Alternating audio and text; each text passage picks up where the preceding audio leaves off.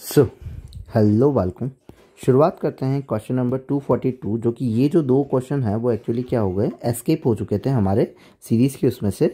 तो दो क्वेश्चन को मैंने अभी लिया है। वैसे तो प्लेलिस्ट के अंदर तुम्हें सीरीज़ वाइज ही मिलेगा, ये वाला होगा जो वहीं के वहीं ऐड कर दूंगा मैं। नाउ 242 वाला जो क्वेश्चन है वो किसके क्वेश्चन हैं? काइनेमेटिक्स के क्वेश्चन हैं।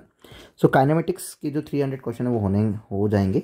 नाउ 242 जो है वो हमें क्या कह रहा है? The stone is projected horizontally from a same height. मतलब कि दो स्टोन है जिनको हमने सेम हाइट से क्या करा है, प्रोजेक्टेड किया है हॉरिजॉन्टली विथ अ स्पीड 100। मतलब एक की स्पीड 100 रखी है तो दूसरे की स्पीड जो हमने रखी है वो 40 मीटर पर सेकंड रखी है।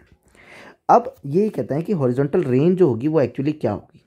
रेंज जो होती है, रेंज का फॉर्मूला हो जाएगा range is equal to ux into में टाइम ऑफ फ्लाइट। एक्स की स्पीड जो है वो और टाइम ऑफ फ्लाइट जो होगा वो। टाइम ऑफ फ्लाइट तो एक्चुअली सेम रहेगा, क्योंकि टाइम ऑफ फ्लाइट जो होता है वो तो किसके ऊपर डिपेंड कर जाता है? हाइट के ऊपर डिपेंड कर जाता है। इसीलिए क्योंकि सेम हाइट है तो टाइम ऑफ फ्लाइट तो सेम रहेगा।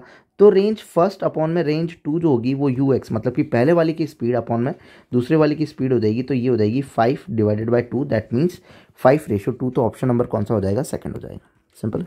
No, move to the next.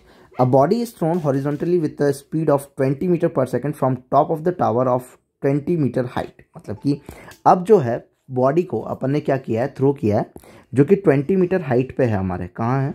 20 metre height पे। और यहाँ से 20 मीटर पर सेकंड की स्पीड से हमने हॉरिजॉन्टली इसको क्या किया है, थ्रो किया है।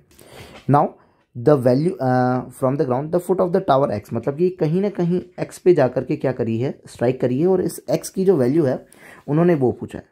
तो एक्स एक्चुअली हमारे लिए क्या है? रेंज है। और रेंज जो होती है वो क्या होती है? ux into time of flight. मतलब कि पार्टिकल को नीचे आने में कितना टाइम लगा। भाई पार्टिकल जब नीचे आता है तब हॉरिजॉन्टल वेलोसिटी पे तो डिपेंडेंसी रहती ही नहीं है। जो डिपेंडेंसी रहती है वो कहाँ रहती है? सिर्फ और सिर्फ हॉरिजॉन्टल स्पीड के ऊपर। ठीक है, मतलब वर्टिकल जो स्पीड है हमारी, उस वर्टिकल स्पीड के ऊपर डिपेंडेंसी रहती है कि भाई वर्टिकल स्पीड कितनी क्या है। तो यहाँ पे 20 मीटर की हाइट है और 20 मीटर की हाइट को ट्रैवल करने के लिए पार्टिकल को कितना टाइम लगता है? 2 सेकेंड लगता है। कैसे? तो हम यहाँ पे लिख सकते हैं v is equal to s is equal to ut plus half AT square भी कर लोगे तो भी चलेगा। तो s is equal to ut plus half of AT square. Ut initial में 0 मान लेते हैं।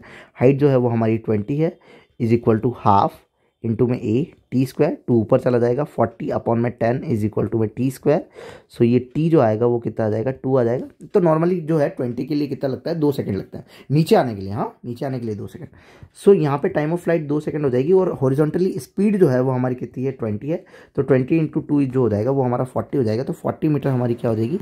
एक्स की वैल्यू हो जाएगी ना। ये सीरीज़ के 2 क्वेश्चन जो थे वो बीच में छूट चुके थे, इसीलिए हमारा ये कंप्लीट हो गया है ना। अब जो है वो कंटिन्यूसली हमारे पास है। Okay, if you like, then please subscribe. Thank you.